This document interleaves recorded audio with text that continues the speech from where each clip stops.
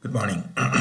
So in this video, we are going to discuss the unit root testing or the stationarity testing. I would say actually we are testing non-stationarity. You will come to know in the sequence. So what is this unit root testing? Why do we want to test the stationarity? You have seen that in most of the time series analysis, we know how to model a stationary series. If it is non-stationary, we have certain ways to bring back that to stationarity. So it is advisable that we work with a stationary time series. Now to bring to station not from non-stationary to stationary, we have certain methods like differencing, transforming, etc., which we have learned in the beginning of this course. However, many a time, we even after doing that, we are not sure whether it has become stationary. So it is advisable rather than judging from graphical procedures to carry out a statistical test and see whether the stationarity is really there for the given series. Now, sometimes this given series may not be stationary, but you may have to difference it several times to get back to the stationarity. So in this particular video, we are basically concerned with discussing various tests. In fact, there are three tests, so we may not be able to complete all three in one video. So this first one will cover the first test or Dickey-Fuller test. So let's look into that. Now there are basically couple of reasons the stationarity that is influenced, because if you know that if the series is not stationary, it start influencing its behavior. Like the variance can be infinity, it can depend on the time, mean can depend on the time, mean reversion will not occur, all these kind of things can happen. And if it is spurious, it can also lead to kind of spurious regression. Now, spurious regression is basically you may see that both of them move together.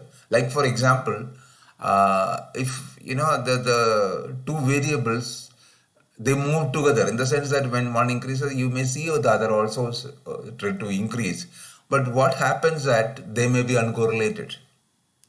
So this is what, and you may have a high R square in such a case, because we are just seeing the rate of increase, but then they are spurious. They are not the real regression.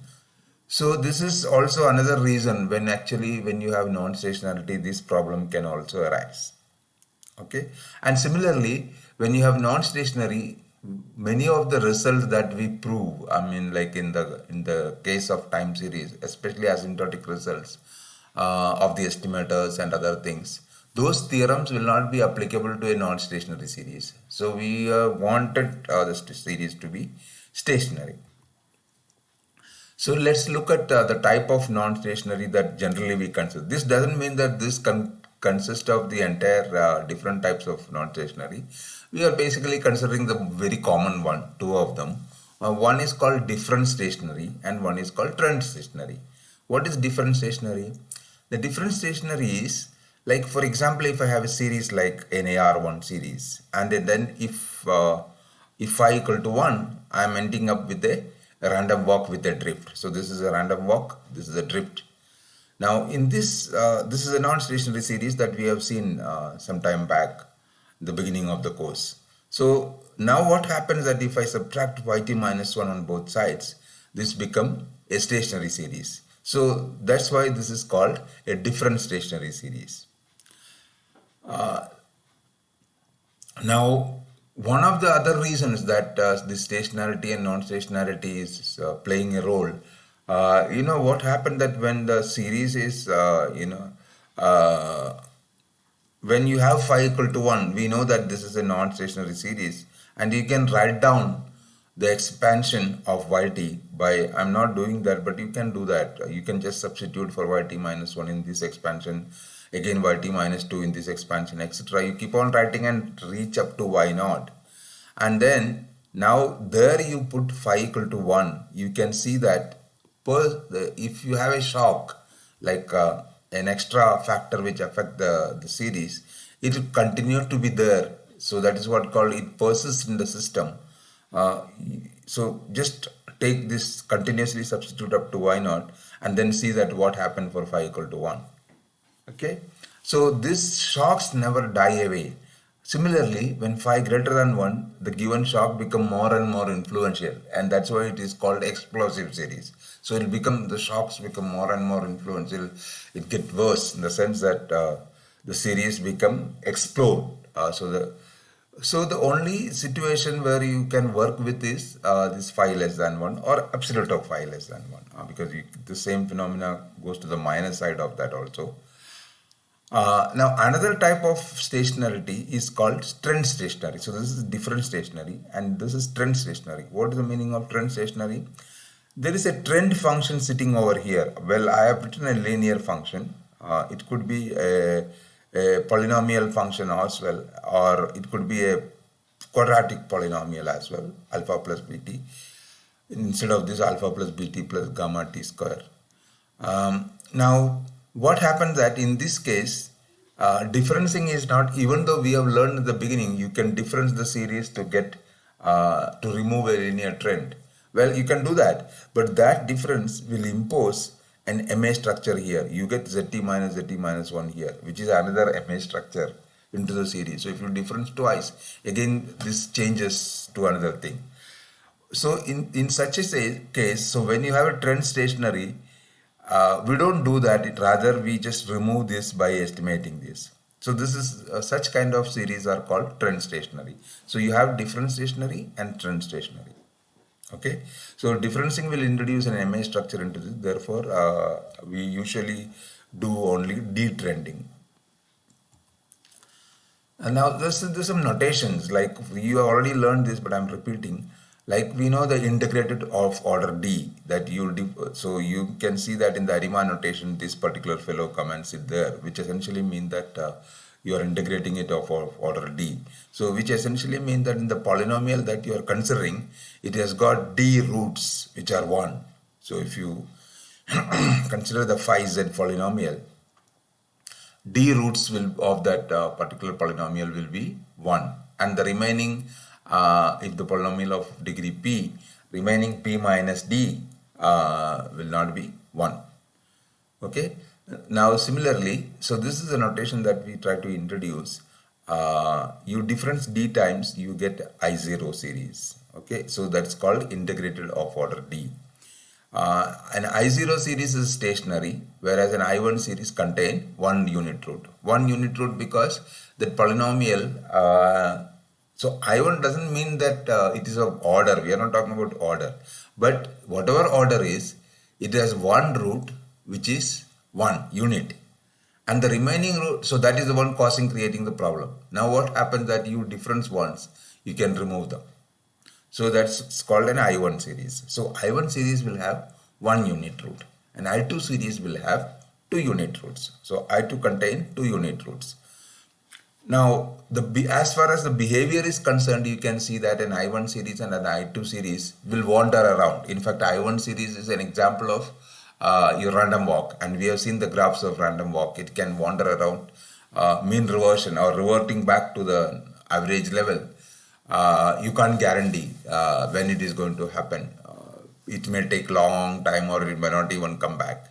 So this is what the peculiarity of I1 and I2 series, whereas I0 series actually cross the mean very frequently.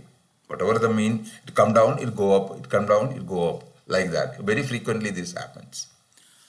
Now, as an example, you can see that this is not a clear-cut proof kind of an example. It is whatever seen in the empirical literature. Like, for example, many of the economic and financial series contain a single unit root.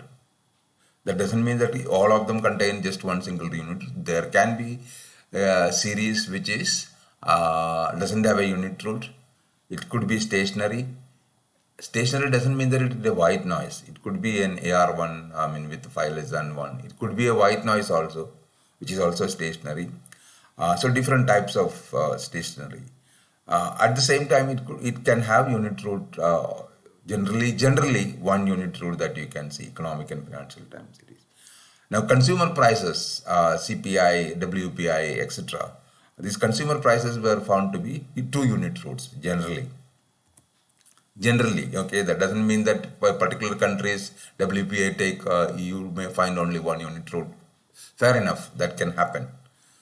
Now let's look at the statistical testing of this, and this testing basically was introduced by Dickey and Fuller, Wayne Fuller. There is a book on time series by Wayne Fuller. So you can see that the Dickey-Fuller test is a test which basically tests for the stationarity. Now it is as such, I'm wrong, it is not testing for stationarity, it will be testing for non-stationarity. Let's see why it is. Now suppose you have an AR1, okay? Now AR1 is like this. I'm taking mu equal to 0, but later you can change this and then write with a non-zero mu, okay, with this series. Right now I'm taking mu equal to 0. Of course, there is going to be a change in the distribution theory. That's why we are not considering all of them separately. So only one case will be discussed and others can be done in a similar manner. Of course, it involves some work, but can be done. So the hypothesis of interest is what? My basic interest is phi equal to 1. So phi equal to 1 is same as testing a unit route. That means yt is I1. So yt is an I1 series. That means it is a non-stationary series, and first order difference of that is going to give you a stationary series. That is why it's called an I1. So delta yt is I0. Okay. I'm now going to assume, now when it is I1, when phi equal to 1, this is non-stationary. So under the null hypothesis, the series is non-stationary. Now under the alternate hypothesis, this absolute of phi less than 1, so it is I0. And so if you, this is what if you start, you may rewrite this model by considering, so instead of yt, I'll consider delta yt or nebula yt rather. So nebula yt means yt minus 1 is, so it is phi minus 1 yt minus 1, phi minus 1 into yt minus 1, and phi minus 1 I am going to denote it by psi. So now what happens that, what is that great thing that brought in here is that this yt minus 1 is the left hand side is actually a, if this is, I mean like, because you are now under the null hypothesis, yt minus 1 is actually a stationary series. So we are now trying to write like this. Now this is the usual representation, I would say an AR type representation, and then I just simply test for psi equal to 0, because psi equal to 0 is same as phi equal to 1. Now psi equal to 0, you can have a usual regression kind of an equation, estimate this psi, divide by the standard error, the usual t statistics, and testing is very easy. The computation is also easy because you find the regression between this summation of nebula yt into yt minus 1 divided by summation of yt minus 1 square, that is the estimate of psi, and divided by its standard error. What is the standard error of a sigma square of an estimate? Beta hat summation xi square to the power of, or sigma square by summation xi square to the power of, standard error is square root of sigma divided by summation xi square to the power of 1 by 2. Okay, or in the matrix notation, you write sigma square into x prime x inverse, that is the variance of beta hat, and you take the square root of that. So we are doing the same thing. The test statistic is this. So it is, as up to now there is no change. Only change is that we don't consider this equation, rather we consider this and then try to find the estimator psi. Okay, and then divided by its standard error. Now let's look at the asymptotic the distribution theory. So can we apply t statistics here or an asymptotic normal statistics here? Actually, that is where the contribution of Dickey-Fuller, and they found that this doesn't have a t distribution or a normal distribution. This has a different distribution. One of the reason is that you may wonder why did I go for psi instead of this phi. The reason is, We already learned that root t into phi hat minus phi is normal with mean 0 and variance this. Now, under the null hypothesis of phi equal to 1, this will be an n00 distribution. So, such an asymptotic theory is not available under the null hypothesis, right? Because that n00 you can't use anything for testing. So, this means that we can't use this. That is the reason that this has a different distribution under the null hypothesis. So it doesn't have this distribution. So we consider, of course, this is root t into phi hat minus phi, whereas I am now standardizing it by the square root of the variance or standard error. So let's now look at the distribution corresponding to this. We don't derive it completely, but I'll just show you how much we can do, because some of the things is beyond the scope of this course. So under H0, the process yt is not stationary and ergodic. The ergodic we have seen already. Therefore, the usual moments do not converge, sample moment do not converge to the constant. When you have an estimator, like for example, x bar minus mu divided by sigma by root n, and if sigma is unknown, we replace sigma by an estimator, consistent estimator, and still you can use an asymptotic normal theory because sigma you replace with a constant estimator that goes to sigma square. So you have that go to sigma. So you have a asymptotic normal theory still possible. Now what happens in this case, because you don't have ergodicity, such kind of convergence doesn't happen. And because you don't have stationarity, again the normality also will not happen. See, that is clear from here. So therefore, we need to have a separate treatment for this. And that's the contribution of Dickey-Fuller, or that distribution, we call it as Dickey-Fuller distribution. So what is that distribution? So look at the least square estimator of phi. Least square estimator of phi is this. I substitute for yt equal to phi yt minus 1 plus zt, and phi is 1. So this is yt minus 1. I substitute, so that will lead to summation yt minus 1 square, so that will cancel, so you get 1 plus zt, the second term, because I have two terms here, so this is the second term. So basically I need to now sort of handle this term. So if you look at this term, of course I am going to subtract 1 from here, so phi hat minus 1, and then I am going to multiply it by t. Then you may wonder, no, but we used to multiply by root t. Well, if you multiply by root t, you don't have a distribution theory. That's what the contribution here. So if you multiply by t, I will be able to write that t which is coming in the numerator as 1 by t divided by here 1 by t square. And then this part I am leaving, because this is beyond this requires little more energy and derivations, which is slightly beyond the scope of your level. So let's try to understand what is this. So this is not a normal distribution, but something related to normal distribution. That's what it is. So for example, this is a Brownian motion.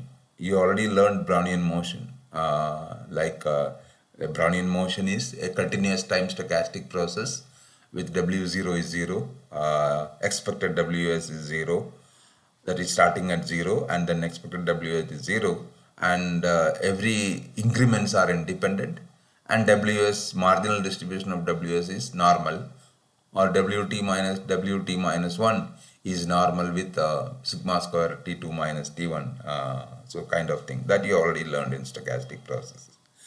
So here this will be an integral of this Brownian motion, integral 01 WS dWs. Now this integral is slightly different. This is not the usual integral that you learn in your analysis. This is called a stochastic integral.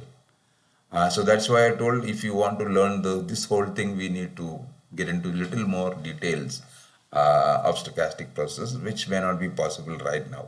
But you can understand that this whole thing is not normal distribution, but somewhat some function of it, which is expressed like this. Okay, so this is the asymptotic distribution, and this distribution is generally Dickey-Fuller. This is not the Dickey-Fuller. Dickey-Fuller slightly modified this because he divided this by the standard error, because this is only kind of t into phi hat minus 1. So because this is only gives me t into psi hat. So you have to divide by the standard error. So if you do that, T phi is psi hat minus 1 by standard error of this. So that has this representation. So this is the, as I told you, sigma square upon summation yi minus 1 square. So this is upon because it's minus 1. So this is what the variance estimator, or then square root of that, which will give you standard error. So you have this standard error. These variances, these are all regression theory with x replaced by yt minus 1. That's all. So you have this estimator for sigma square, which we are putting in here, and this whole thing is the estimator of the variance of the regression coefficient psi, and then you divide by standard. Take the square root of that. So that's a test statistic that we are going to consider. Now, again, now I have to get this T phi distribution. So under the null hypothesis, the T phi distribution is this. There is a slight difference than T into phi hat minus 1, because this will become square root now. Numerator remain the same. So you have basically this distribution. Now, then you may ask, the beauty of this is this doesn't depend on the parameters that we have. So here, in the sense, there are other parameters like betas, sigma square, etc. These are not appearing over here. This is completely free from that. So it's a distribution, it's like a pivotal quantity. This quantity that you are considering is a pivotal quantity because distribution doesn't depend on this. Now, how one can use this, because you don't have the tables for this. Well, that's where we require computer. What we do is that we simulate this, and once you simulate this, then you will get the corresponding cutoff values. So the cutoff values can be obtained.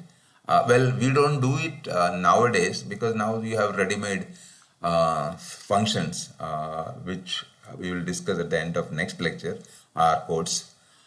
So here you have direct command, which will give you this testing will be done in no time.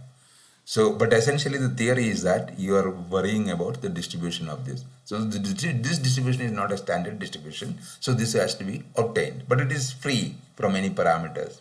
So this can be obtained by simulation methods. So here some explanation about this. Note that phi hat minus phi this goes at the rate of t, not at the rate of root t. That is something very important. So you have seen here, this is going at the rate of t, not at the rate of root t, which is the usual that we have. And this is not asymptotically normally distributed or t distribution. This doesn't have any of those things. This is a different distribution. Okay, and that distribution is called a Dickey-Fuller distribution and doesn't have a closed form. And the cutoff values, the quantiles of the distribution must be computed, numerical approximation or by simulation. Now, numerical approximation may be possible because these are some integrals. So you can approximate them, those integrals by some numerical methods, or you simulate them. Since normalized, this has a well-defined limiting distribution that does not depend on the Noether parameters. It can be used for testing the null hypothesis phi equal to 1. Now, I was telling that you have to really, we started with a model yt equal to phi yt minus 1 plus epsilon t. But sometimes what happens that you can have variations of this model in the sense that I may consider with a constant added to that. So you can have a constant mean or something like a constant trend you can call.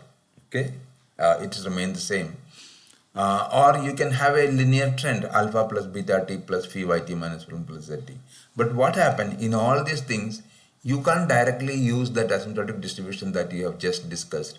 But this entire story you have to repeat and you have to get the correct, because this thing is going to change in such a case. But still, it is going to be distribution. It is going to be a pivotal quantity in the sense that free from the nuisance parameters. So that beauty is there. Even if mu is there, in the asymptotic distribution, mu is not going to come. So that's the advantage that you have. So similarly here also there are so many parameters which are coming, and in the asymptotic distribution it won't come. Well, this is not the asymptotic distribution, but with some changes. It looks more or less similar, but with some normalization, etc. So what I mean to say that it is possible to have the Dickey-Fuller test derived assuming that the regression that you are handling is this, or assuming that the regression that you are handling is this. Okay. Now, you may wonder, so what one should take the given the data? Well, that is a question of concern. So you have to have some experience, or you have to have some idea, okay, it is something like this, therefore I consider this particular series, which you have to decide from maybe fitting a model, or maybe, I mean, like the autocorrelation structure or time series plot, and then fix one of them. So that is something which is, one of the drawback here. Low battery, please charge. So the first formulation is appropriate for non-trending financial series, like this is basically is appropriate for financial series like interest rate, exchange rate, spread. Spread means the difference between interest earned and interest spent. That's called spread, or bid and ask spread. How much is that somebody is willing to give, and how much is somebody is asking, I mean, like in terms of stock price trading. That's called bid ask spread. All these things you are going to learn in the next semester, a course on stochastic models in finance. Of course, it's an optional course.